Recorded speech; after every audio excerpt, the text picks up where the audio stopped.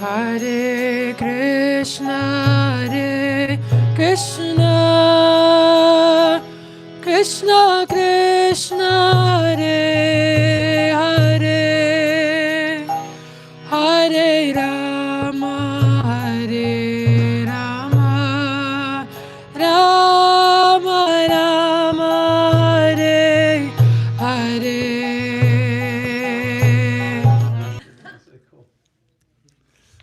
So thank you everybody for coming. My name is Anupam, and I'm so happy to be here. So I just want to talk about one of the big doubts that I had, and that I think a lot of people have in coming to spiritual life, which is this question of, well, why do, if God is real, if there's a governing force that's just in the world, then why do so many bad things happen to good people?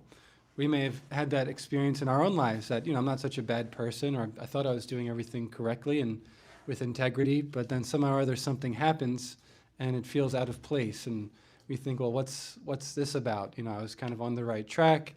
I'm doing everything according to how I feel like I should be doing it. And then something just comes out of left field and knocks us off our horse. So why does that happen? Has anybody else ever thought about this? I think probably most people, yeah. It makes a lot of sense. And it's one of the hallmark arguments of like the militant atheist class. It always kind of makes me laugh because, as you're about to hear, I think the answer is pretty simple and pretty substantial.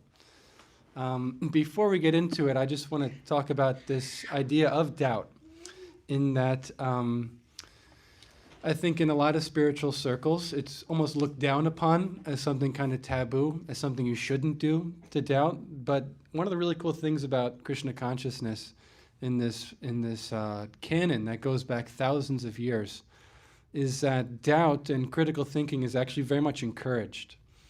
And it's described that by applying our intellect and by applying our critical mentality to the philosophy, then what we'll find, it's described, will be strikingly wonderful, which is very reassuring, because oftentimes the more we dig into something, the more we're kind of disappointed, especially when it comes to a person. The Epstein files were just released. I don't know if you guys know what that is, if you guys have ever heard about that, but I assume you have. And it's releasing a lot of information about a lot of people who were lauded, were very much well respected by large portions of the world. And all of a sudden, because people have looked into them a bit more, all of a sudden there's some unfortunate information coming out that's going to change people's perspective a bit.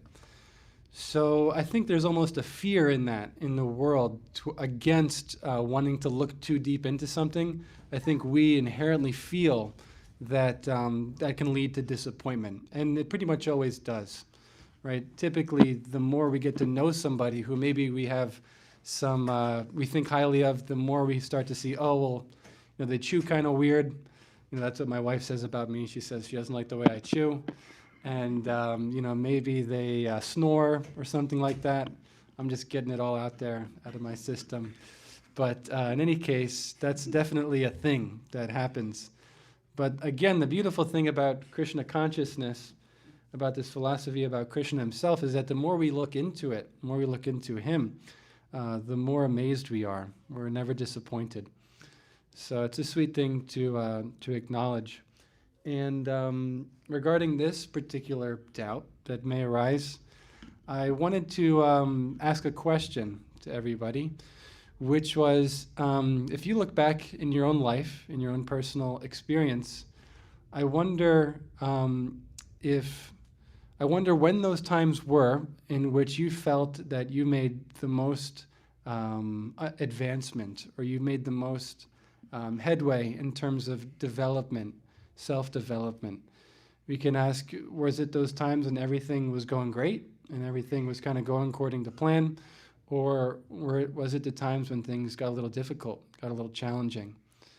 And I would be willing to wager that it's those difficult times that truly forge us as more developed, more experienced, and more confident, more capable human beings. And There's a great little analogy that was given by Al Gore in An Inconvenient Truth. Not to get too political, now we're really getting there, but he brings up this study that was actually conducted in which they put a bunch of frogs in two different rooms. And in one room, they had kind of a lukewarm water bath for them to go into.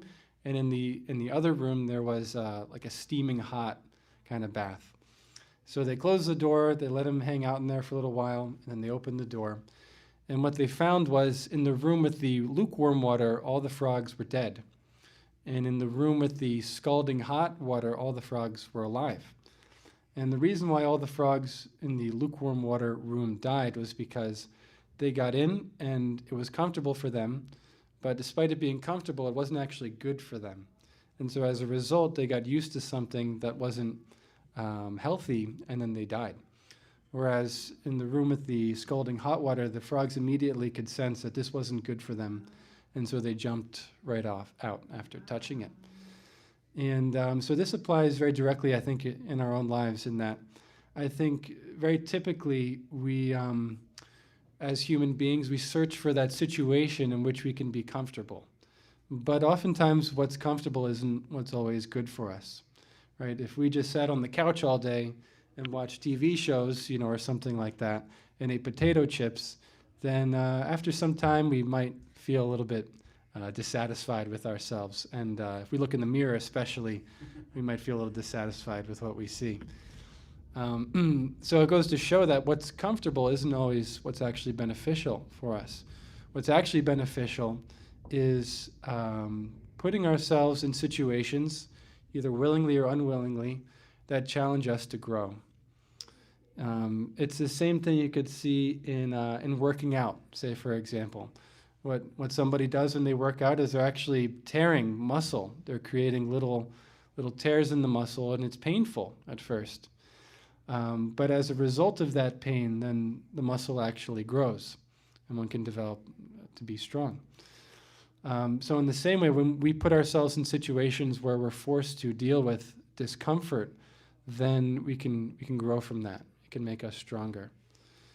And one of the biggest ways in which this is elucidated in the Srimad Bhagavatam is in a very particular verse, which some of you may know. It comes in the 10th canto, 14th chapter, 8th verse, where Lord Brahma says, Tattenu kampam susamikshamano bungyana evatmakatam vipakam hridvagvapurbir vidadanna maste jiveta yomukti padesadayabak. Which means that one who views these situations that may arise, these difficult situations, as learning experiences, views them not just as inconveniences, but as actually opportunities to grow and opportunities to develop our loving connection with Krishna, with the Supreme. For somebody who has that mentality, then liberation is guaranteed. Why? Because every single waking moment of their life is spent in growing. When we see everything that happens to us as an opportunity to grow, then we're in a constant state of development. Whereas if we succumb to a kind of victim mentality and we think that, oh, woe is me, this happened, how could it have happened to me, and we kind of let it bog us down, then we'll be stuck, we'll be stagnant. But for one who has this attitude of everything that happens to me is actually Krishna's arrangement, it's Krishna's way of giving me an opportunity so that I can get closer to him, then success is guaranteed, it says. And how could it not be, right? Because in that state, then in the good times, you're already hopefully steady, in your spiritual practice. And when the bad times come, or so-called bad times, it only makes you stronger, right? And then when the good times come again, or so-called good times, you could say, then you're even stronger than you were before, and your practice is deeper, and you're more fixed up, you're more focused. Because if you could do it when all kinds of crazy stuff is happening, then when you take that away, then naturally you're more fixed up and more confident in your practice. And when the bad times come again, you're strengthening. So if we can get in that mentality and that attitude, then we'll find that our growth is continuous. And regardless of what happens, it'll only strengthen our resolve and strengthen our spiritual practice. So it's a beautiful state to be in. Someone call it the flow state. And this is what's considered to be actually enlightenment. Enlightenment isn't necessarily going to some idyllic place where you're sitting on a pond and meditating on nothing, but it's meant to be that you are viewing everything as an opportunity to grow. This is brought up in the very beginning of Bhagavad Gita, of course, as well, where Arjuna is facing an insurmountable difficulty in that he's being forced to fight with his family members, people who he learned from, people who he grew up with, and he's saying, well, maybe I should just stop this, avoid the violence, and go to the forest and meditate there. And Krishna, to many people's surprise, tells him, no, actually your duty is to fight, that the meaning of life isn't just to be comfortable, it's to deal with these situations in a way that you can actually grow from them. So hopefully none of us have to deal with any kind of fratricidal war anytime soon. You never know with the current situation. But in any case, we can see our own little obstacles that come up as opportunities to grow. And in that way, we're always happy, right? I mean, one of the cool tenets of the philosophy that I really appreciate and that I often try to remember and reflect on is the fact that there's karma, yes. Has everybody heard of karma before? Pretty familiar, pretty common term. There's karma for the general public, but for one who's actually a sincere spiritual practitioner, it's not just that things are happening to them according to karma, but actually Krishna himself takes a special interest in that person, and he specifically designs things, situations for that person so that they can grow according to what they need. And there's a beautiful purport I wanted to bring in to that text, actually 10:14:8. But my phone died. I'm viewing it as an opportunity to grow, though. At least I'm trying. There you go. But okay. Thank you. So I'll just read a little bit from the purport to this text. Let me see. 10:14:8.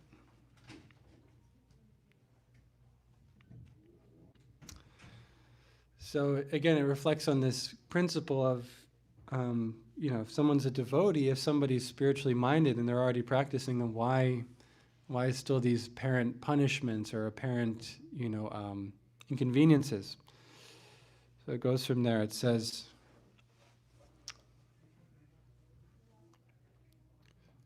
Lord Krishna explains in the Bhagavad Gita that a devotee who fully surrenders unto him is no longer liable to suffer the reactions of his previous karma.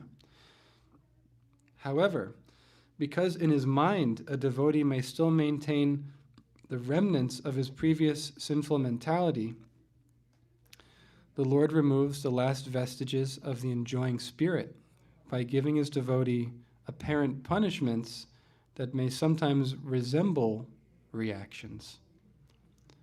The purpose of the entire creation of God is to rectify the living entity's tendency to enjoy without the Lord, and therefore the particular punishment given for a sinful activity is specifically designed to curtail the mentality that produced the activity. Although a devotee has surrendered to the Lord's devotional service, until he is completely perfect in Krishna consciousness, he may maintain a slight inclination to enjoy the false happiness of this world. The Lord therefore creates a particular situation to eradicate this remaining enjoying spirit. This unhappiness suffered by a sincere devotee is not technically a karmic reaction. It is rather the Lord's special mercy for inducing his devotee to completely let go of the material world and return home back to Godhead.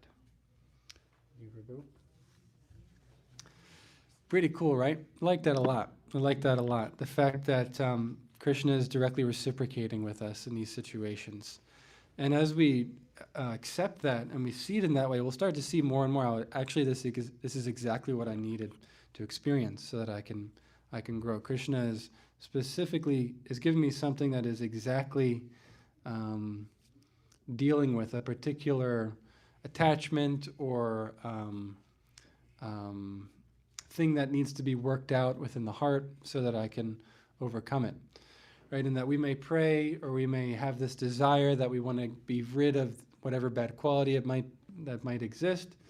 But the way in which it's resolved isn't just by a magic, poof, but it's actually by an opportunity or multiple opportunities that are given to us, that if we choose, if we have the strength, the willpower, and the right attitude, we can respond correctly to. And in that response, we form a habit that is contrary to whatever the negative emotion or tendency was that's there. And in that way, we break the old cycle and we develop something new. So I wanted to pause there after the purport, and see if there are any comments or reflections, questions, anything that stuck out so far. I'm just curious, I feel like bad things happen to bad people. I mean, bad stuff happen to people. It's because they are doing things the wrong way. So had they done this things the right way, then they wouldn't be in that situation. Would you not agree? Do you really think like it's because of karma and all that stuff? Like Yeah. maybe they could have like a good plan and if they had a good teacher, they wouldn't be in this situation because they would. The brain controls the body. Yeah, that's a good point. Yeah, I agree with you completely. I think that's definitely spoken about. I think what one thing we can switch in terms of how we think of this is not to consider something that happens to us bad necessarily, but it's all an opportunity, to grow. Like in one sense, if you get, $1 million that you inherit, say, or you win the lottery, is that a good thing or is that a bad thing? It depends on the result that comes from it. Statistically, it's a bad thing. Statistically, it's actually a bad thing, yeah. If you look at... they all go bankrupt. Exactly, yeah. If you look at what happens to people who win that much money, oftentimes they either overdose on drugs, or their family members overdose on drugs, or they're sued. They blow it all. They're sued by somebody for all of their money, and they're living in constant anxiety. They become a target for people. So is that a bad thing then, or is it a good thing? Yeah. Earlier we were talking about how the mind's conditioning is like a computer's programming. And so you could program a computer to look at the color red and say, that is red, I like red. But then you can also change the programming, and and if it goes to blue, it says, I don't like red, that is blue, I like blue. And so we have a conditioning in our mind to think this is good, this is bad, but that's like the programming that our desires are being filtered through. And so we might think winning the lottery is good, but then statistically it's bad. Yeah. So it's just like trying to not see just through the conditioning of our mind's programming, not to be automatically fed an idea of what is good, what is bad, but what is ultimately good, what is ultimately not good for us. Yeah, it's a great point. Yeah, where would we be in 20 years if everything that happened to us, we thought, this is a great opportunity. This is a great opportunity to grow, to develop. Then all of a sudden, nothing that happens to us is bad. It's all opportunities to grow. And so in that sense, we create our own reality, you could say. And so it's not necessarily that bad things happen to good people or good things happen to bad people. It's all relative according to the individual and how they react and how they respond to the occurrence. So Raghunath shared this term, pronoia. So paranoia is, everything's happening against me. I think everyone's against me, everything's happening against, Mm. and pro noise, everything's happening for me. Mm. And it's all happening for my personal growth, and how can I learn from this? Yeah. So it's the opposite, like Yeah. as you're saying. That's beautiful. And what a beautiful way to live. That's true enlightenment right there. When you're fully cognizant of the fact that Krishna loves us. Krishna loves us and he wants what's best for us. And so everything that happens is according to his will. It's according to his desire, specifically so that we could deepen our relationship with him. Then all of a sudden the world becomes a very beautiful place. Everything becomes spiritual and transcendental. And everything that happens to us is Krishna reciprocating with us and giving us an opportunity to reciprocate back with him in a loving way. And life just becomes a loving exchange, a never-ending loving exchange. And you could see that everything that's happening to you is Krishna's hand acting in a loving way, and you have that opportunity to respond in a loving way to Krishna. So that's real enlightenment. That's what we are aspiring for. That's what's considered the goal of life. That's the highest way of life. Savai pumsam puro dharmo yato bhaktira doksaje. That the supreme lifestyle is this constant exchange of love with Krishna. So this is one aspect of attaining that, right, is having that mentality, being able to see that everything that's happening to me is an opportunity to grow and to lovingly respond and reciprocate with Krishna. The other aspect, though, of course, is, how do we actually remember that, right, during the day when somebody cuts us off or we stub our toe or something like that? What actually allows us to be in that mindset throughout the day, throughout our lives? And so that's where sadhana comes in. That's where having a strong spiritual practice really shines forth. Because when we are filling our consciousness with remembrance of Krishna, with remembrance of divinity, and remembrance of our relationship with him, especially in the morning, then when those things happen during the day, automatically that inspiration from the morning is there, and we can see things in that light. So the two hallmark practices in terms of developing this love are hearing from sacred texts, hearing about Krishna, and chanting specifically the Maha Mantra. It's considered as the most powerful form of delivering the mind. It's, to break it down, mantra, it breaks down to two words, man, which means manas, mind, and tra, or triate, which means to deliver. So a mantra is specifically designed to deliver the mind from this victimhood, this materialistic absorption, materialistic mentality, and deliver it to spirituality, to Krishna's love. And the Maha Mantra is considered the greatest form of delivering the mind then. Maha means great.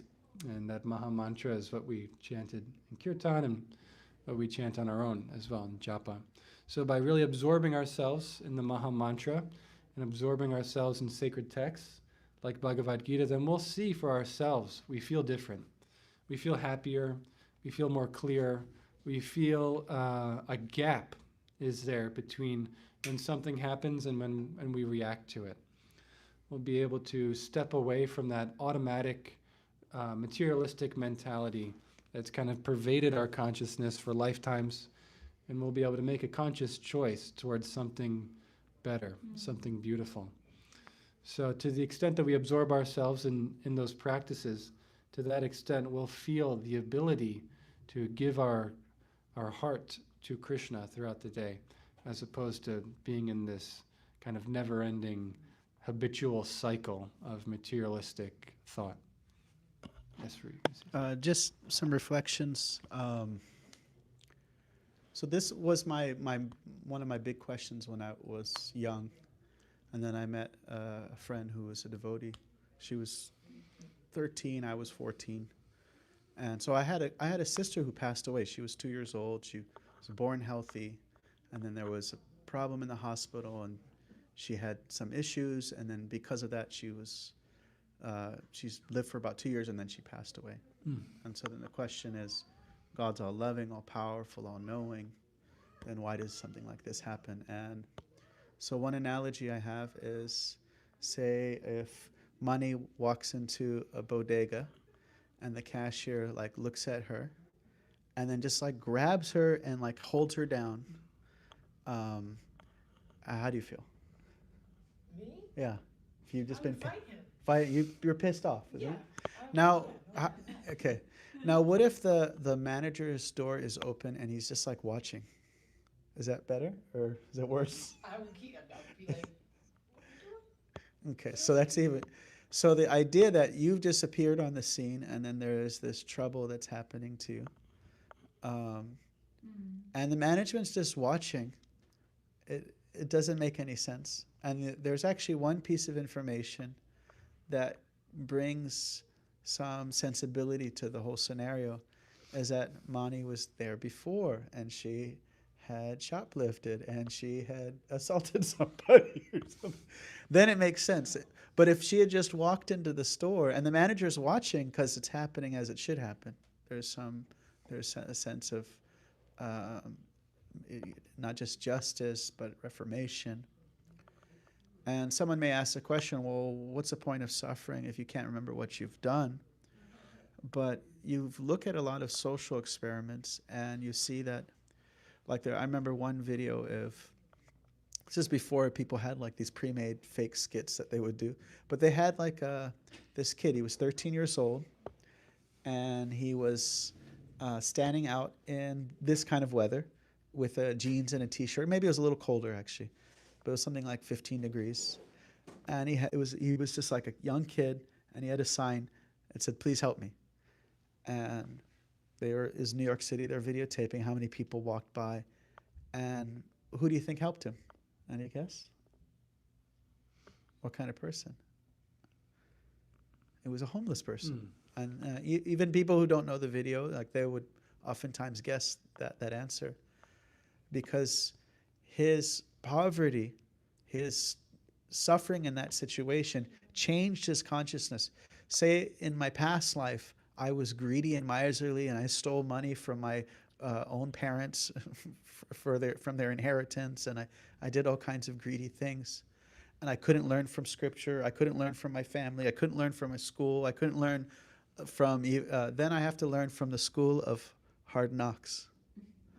And in my next life, I may be born poor, but it's not just a punitive, like a suffering, but it's transformative. The person in that situation behaves differently because they understand the pain of that poverty and they want to help somebody else they see in that pain. And so it's like you read in the purport that the suffering changes their consciousness. Like it's not just a punitive thing; it's actually changing their consciousness. And so, I was very happy when I was 14 and I learned about all this because it made sense. Yeah.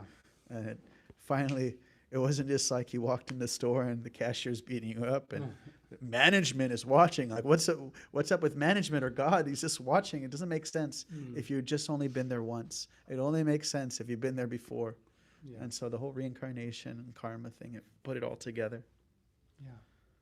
Oh, It's nice. Thank you, Prabhu. Yeah, our scope is so limited, Understanding that we've had millions and millions and millions of lifetimes. That's a whole lot of experiences that we've had, and all we're seeing is the tip of the iceberg. But if we view the universe as set up as a kind of cosmic sensitivity training, that we're bumping around, we're feeling, oh, this is too far this way, too far that way, and we're gradually, if we have the right mentality, finding the center, finding what actually makes me happy, what actually makes me feel satisfied. Where is actual love present? I'm always searching, where is it actually? We're bumping around, not here, not there, but finally, when we start to get a glimpse of actual love and actual happiness, actual satisfaction, then it all makes sense. Then we could look back and see, oh, that experience led me to this experience, led me to start thinking in this way, led me to meet this person, and gradually it becomes a very beautiful story that everything found a place in the end. But it requires that desire, it requires that sincerity and that intention to actually grow and to develop a better understanding of who we are and what our relationship is with divinity. Is there anybody else? Any other? I just have one little thing. Is Kostuba makes this point. If you guys listen to Wisdom of Sages, is another of the hosts there. I mentioned Raghunath once, and I got Kostuba. So Kostuba makes this point that when we speak about karma in our society, people often find it to be very abrasive. And I say, well, you're saying that these people in that situation, it's their fault. And we find that in the history of saints and great exalted devotees, that they don't ascribe to that mentality.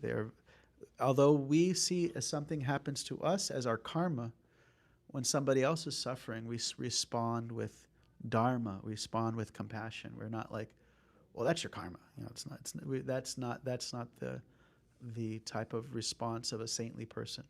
We look at our own suffering as, what can I learn from it? When we see others suffering, we say, how can I relieve their suffering? Not that, yeah, you take that, you deserve that, or that's your karma. But actually, the saintly person is compassionate. Nice.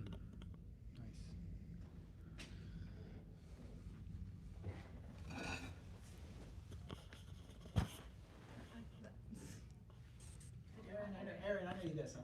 Okay, so what is the line between making free will decisions and knowing when Krishna conscience is moving through you, and how to bridge that gap between growth zone and comfort zone? So 2 questions. Yes. First one is how to know the difference between when we are genuinely acting from a spiritual place, could say, versus kind of acting more on the mental platform. And Yes. it's a great question, and a lot of it just takes a lot of honesty. I think sincerity for sure. It takes taking a good hard look at ourselves and what our intentions are, and really kind of sussing out, why am I doing this? And most of the time we'll see it's mixed, the reason why we're doing something. Generally, we'll want to do something because it's the right thing to do. We want to get closer to Krishna, say, or do some service in some way. And there's also maybe something that we're hoping to get out of it for ourselves. But regardless, we should understand that if the activity we're doing is genuine, is genuinely pleasing to Krishna, and we can understand what those activities are through the Bhagavad Gita, Srimad Bhagavatam, through elevated devotees as well. And if we are doing those activities, even if it is a little mixed, it says sarva kama kamova, that even if we approach with all kinds of material desires, they'll be purified. Because we're performing the activity itself. It's so powerful that all of the not so nice desires will eventually fall by the wayside. So luckily, those kinds of activities are made very clear in regard to what is actually pleasing to Krishna in the Bhagavad Gita. One of the things he says pleases him the most is one who shares his message with others. And so if we can live in that state of sharing Krishna with others, then even if there's some tinge of some ulterior motive, we have no doubt that Krishna will ultimately purify us. And that our relationship with him will grow more and more intimate. So I would say that. I would say that until we're actually 100% pure, then there's always going to be some tinge of both. But if the activity itself is authorized, then we need not worry so much about. And the second question was bridging. Yeah, so it's a great question. And it's one I've learned personally in different ways, kind of the hard way. But it was kind of fun at the same time. But it requires, same thing, a bit of honesty, a bit of sincerity, and just kind of living a bit on the edge. We can't be too far back, and we can't be too far forward. We had to be just leaning forward slightly, so that we're just out of our comfort zone, and we'll see that that's a good growth area. In the Bhagavatam, there's a story of Gajendra, who was an elephant, king of the elephants, believe it or not. We may know him. And there's a really nice purport that Prabhupada gives there, wherein he's describing that Gajendra, as we know, was caught in the water by a crocodile. Crocodile was latched onto his leg, and it's described that for many years, actually, they were kind of going back and forth. And Prabhupada describes how Gajendra, because he's an elephant and elephants reside on land, he was getting weaker and weaker, whereas the crocodile, because he was in the water, was actually getting stronger, and he was able to kind of gradually take the energy away from the elephant. And so Prabhupada says, from this we can understand that as a devotee, we should situate ourselves in a position of strength. We should find a place that's comfortable enough to the point where we can actually, we could use it as leverage to grow. If we're in too much of an uncomfortable situation, it'll be counterproductive in terms of our ultimate growth. And we may feel, oh, but I'm on the edge, and I'm pushing forward and this and that, and we may feel that, I'll grow as a result of that extreme endeavor, but that's not in our line. Krishna says very clearly that you can't eat too much or eat too little, you can't sleep too much or sleep too little, you can't recreate too much or too little. You gotta kind of live a balanced life. That's what we do as Krishna devotees. So we could find a situation that's comfortable enough so that we can do some intense austerities on the weekend, basically, or something like that. If we're situated in an uncomfortable situation and we're making ourselves more uncomfortable by what we're doing, then it's not sustainable. But if we're situated comfortably according to our mentality, according to our disposition, and at the same time we're pushing the envelope a little bit, then we'll see that's the growth zone. We'll be comfortable enough to where our mind can be pacified, because we do have a mind. We have to cater to it to some extent. Just like we have to cater to our body, we can't just forget our body. The mind is part of the subtle body. So we have to cater to it to some degree. But we can at the same time be living on the edge a bit. And one time, I think it was Brahmananda asked Prabhupada, what's the best way to chant Hare Krishna? And Prabhupada said, to do it in a way that you can do it continuously, that you don't get tired. And so that's very instructive, in that we should live our lives, we should do all of our devotional services in a way that we could have some longevity in it, because Krishna consciousness is a long haul.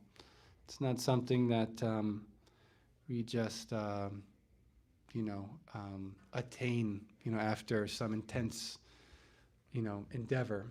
That kind of thing is there in the Bhagavatam. You see with Hiranyakashipu and others who perform some great austerity for this period, and then they get some result. But Krishna consciousness is this gradual process, this kind of shedding of layers that happens over a long period of time, and as a result of proper practice and detachment. So is that okay? That's great, thank you. Okay, thank you. Yes, Ramu. One reflection is, so we have this Shanai Upadamed, so this is step by step.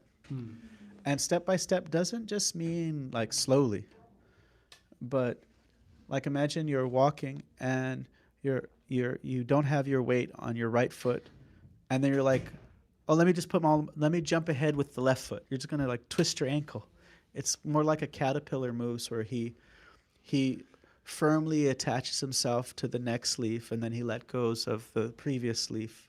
That he basically honors the situation that he's in, and he grows from there. He doesn't just try to jump for the next leaf without being firmly on the leaf that he's on. And so each step has to be gone through fully. Like Arjuna wanted to be spiritual and leave everything behind, and Krishna said, you're not qualified for that. The way you're talking, your mind is not ready to be the yogi living in the cave. You're not ready for that.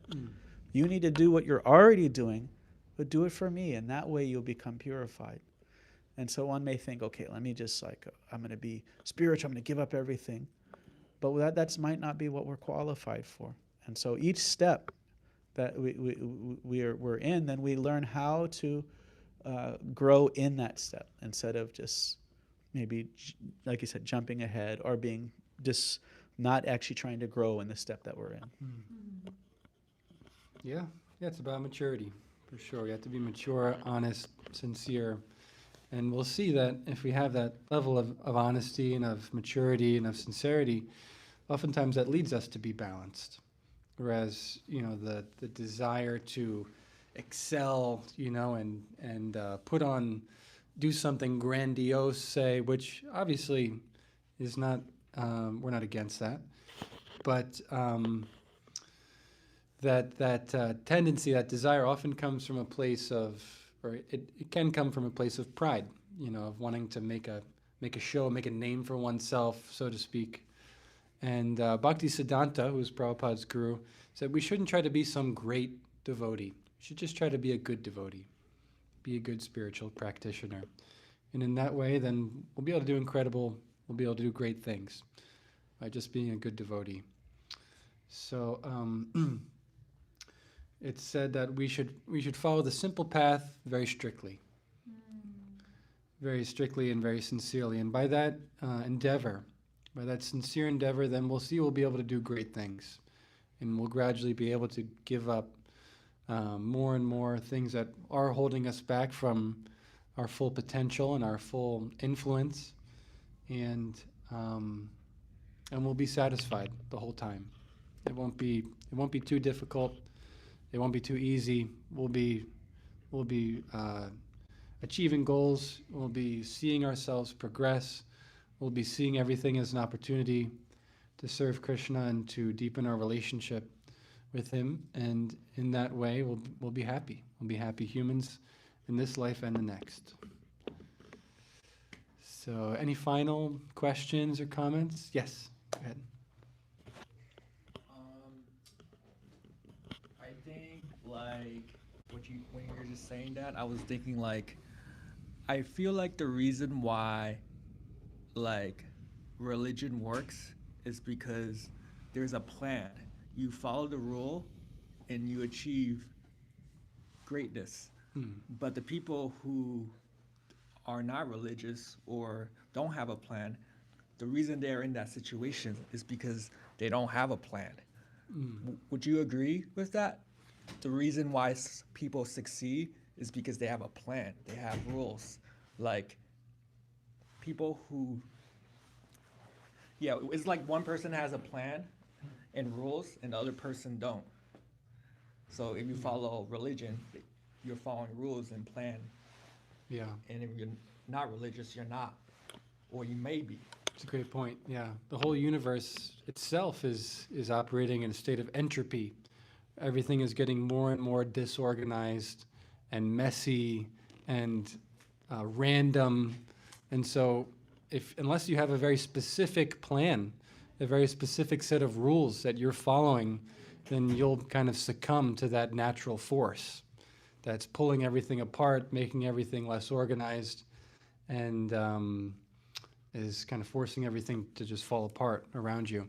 So, I mean, in another sense, the whole material universe is a place of darkness. It's very cold. Only because of the sun is there life, and is there some semblance of order, right? We have the planets orbiting around it. So the material universe as a whole is a place of darkness where everything is becoming more and more disorganized. So unless we have a very specific set of rules, a very specific lifestyle that we're adhering to, which is going against those natural forces, then you're exactly right. We will succumb to this kind of disorganized, dark, cold, lifeless state that we're surrounded by. So religion definitely provides that, and specifically Krishna consciousness, it points to the highest standard, which is a radical thing, especially nowadays, for people to even fathom. But by suitable practice and by detachment, it's understood that we can attain that state. It's inevitable. It doesn't require necessarily some Herculean effort, like we're seeing, but by understanding that everything is an opportunity to grow, and by adhering, like you're saying, to a plan, that I do my meditation at this time in the morning, rain, sleet, or snow, and I do my reading every day without fail, then we'll be fighting back against these forces that are always trying to pull us down. And we will win, because regardless of how strong gravity or the nature of the darkness and the cold in this world are, Krishna is much stronger.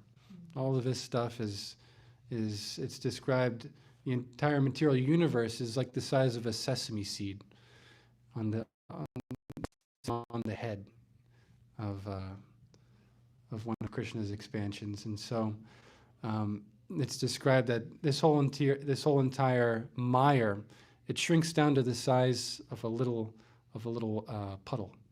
And we can easily cross beyond it if we have the right practice. So Srila Prabhupada and our acharyas and the Bhagavad Gita, they provide us a very simple means through which we can extricate ourselves from this dark, cold place. We need only practice it steadily and sincerely. And by so doing, then we'll watch these tendencies that are bred of this darkness and of this lifeless universe that we find ourselves in. Do you think like God is in control of all this, like us? In what sense? Because we have the choice of following rules or not. Yeah. So do you think it's because of him we are either following rules or not? It's kind of a complicated question, but it's elaborated on very, very extensively in the Bhagavad Gita, which I'd recommend you take a look at if you don't have it already. But it talks about something called the three gunas, three modes of material nature, which are goodness, passion, ignorance. And it's understood that we are either controlled by our love for Krishna, by our devotion to God, which is our natural state, or we're somewhat controlled by a different energy of the Lord's, in that we will find ourselves being overcome by certain emotions, certain states of being, whether we're very passionate, say we want to get stuff done, or we're very lethargic, maybe we don't feel like doing anything, right? We've all felt like this before. And so we may come under the illusion, say, that we're in control of our own lives completely. And to some extent we do have a say, which direction we take. But unless we are in a state of service, of loving service to Krishna, our natural state, then to some degree we'll be controlled by these lower energies. Like we're saying, if the planet itself, if the planet itself is being controlled by the sun, is orbiting, what to speak of us, these little pesky, puny, human beings. We're definitely controlled by one force or another. At the same time, we do have free will, and we can make a choice in terms of which energy we want to be absorbed in. But we don't have complete control over our situation or over the universe around us. We'll always be affected either by the higher energy or by the lower energy. I'd like to give Anupam a nice round of applause. Thank you for coming. Let's see if Mani can lead us for the last kirtan. No, you should. Huh? Yeah, let's hear you. Okay, all right. Okay, so